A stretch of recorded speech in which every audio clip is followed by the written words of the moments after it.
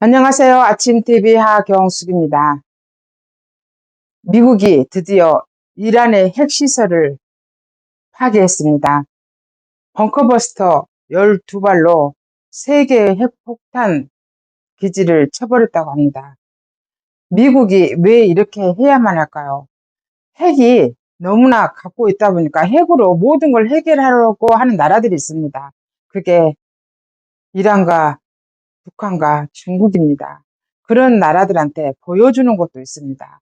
그러면 미국은 왜 이스라엘을 도와서 그렇게 쳐야만 할까요? 지금 이란을 치지 않으면 이스라엘이라는 나라는 이 세상에서 없어질지도 모릅니다. 이란의 관리들이 그러잖아요. 지도에서 이스라엘을 지워버리겠다고. 북한도 그러잖아요. 지도에서 대한민국 지워버리겠다고. 이게 핵을 가지고 협박하는 건데요. 핵이 무서운 무기는 맞잖아요. 근데 지금 처리하지 않으면 이란은 더 큰 힘을 가지게 될 것입니다. 미국이 왜 중국을 치려고 할까요? 중국도 27년까지 대만을 치지 않으면 기회가 없다고 합니다. 지금 중국을 치지 않으면, 지금 중국을 무너뜨리지 않으면 중국은 미국을 앞선다고 합니다. 시진핑이 1대1로 정책으로 인해서 미국을 앞서려고 하잖아요. 심지어 기축통화국인 세계에서 미국밖에 없어요. 근데 시진핑이 위안화를 기축통화로 만들려고 얼마나 애를 썼습니까? 그래도 안 됩니다. 심지어 석유값도 다 위안화로 결제한다고까지 했었잖아요. 그런데도 안 됩니다. 미국은 그렇게 강력한 힘을 가지고 있습니다. 그런데 우리나라 좌파들은 미국을 너무 쉽게 생각합니다.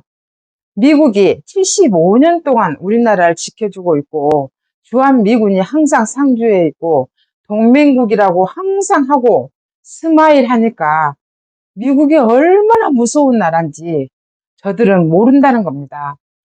보세요. 이란에 그 깊이 있는 핵 기지를 쳐버리잖아요. 그럼 북한은 온전할 것 같습니까? 북한이 핵을 가지고 있다고 그렇게 고군관 협박하면서 왜 쓰지 못하겠습니까? 핵을 쓰는 순간 북한은 지구상에서 사라지기 때문입니다. 그 정도로 미국은 무서운 나라입니다. 근데 우리나라 좌파들은 양키 고음이나 외치면서 또 지기 자식들은 다 미국에 가 있어요. 이게 문제다 그겁니다. 얼마나 양면적인 모습입니까? 얼마나 양의 탈을 쓴 이리 같은 모습입니까? 이러니까 세스 애교가 결국은 이렇게 될 거란 말입니다. 세스 애교를 해서는 안 된다 그럽니다. 아무리 이재명이라 할지라도 세스 애교는 안 됩니다. 우리나라는 누가 집권을 하든 미국과 동맹으로 가야 됩니다. 북한과 러시아와 중국과 친해지는 그런 정권이 들었으면 미국이 언제든지 우리나라를 버릴 수 있다는 거, 우리나라를 항상 안고 가지는 않을 겁니다. 우리가 그래서 정신을 차려야 되고 이 정부를 향해서 외쳐야 된다는 겁니다. 절대로 미국은 가벼운 나라가 아닙니다. 이번에 이란의 벙커버스터 그거 안 할 거라고, 안 쓸 거라고, 미국이 원하지 않을 거라고 대부분 전문가들이 그렇게 말했잖아요. 트럼프는 합니다.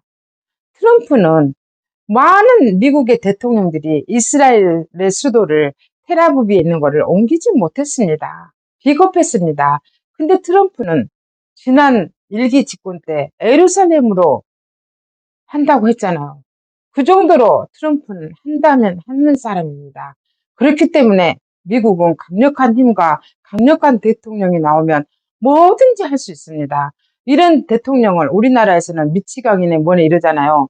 근데요, 미국에서는 53%가 트럼프가 굉장히 잘하고 있다고 하고 있고 50% 이상이 미국이 바른 길로 가고 있다고 합니다. 레이건 대통령이 그렇게 인기가 많고 경제를 일으켰잖아요. 그래도 50%의 지지율은 못 받았다고 합니다. 근데 트럼프는 53%의 지지를 받고 있습니다. 이런 대통령이 미국 역사에 없었다 그겁니다. 우리도 미국을 두려워해야 됩니다. 동맹국일 때는 한없이 너그럽지만 미국한테 등을 돌리는 그런 나라는 미국은 가차없이 저렇게 쳐버린다는 거 우리는 항상 기억해야 됩니다. 이란은 절대로 미국을 이길 수가 없습니다. 왜 미국은 그러면 이스라엘을 도와서 이란을 체험을 할까요? 그거는 뒤에가 중국이 있기 때문입니다. 미국은 북한도 별로 관심 없습니다. 중국밖에 관심이 없습니다. 지금은 러시아도 3년째 전쟁하고 있기 때문에 지코가 석자예요. 그러니까 지금은 오로지 중국의 앞날이 어떻게 될지 우리는 기대하고 바라봐야 되겠습니다. 지금까지 진실을 알려드리는 아침TV의 하경수였습니다.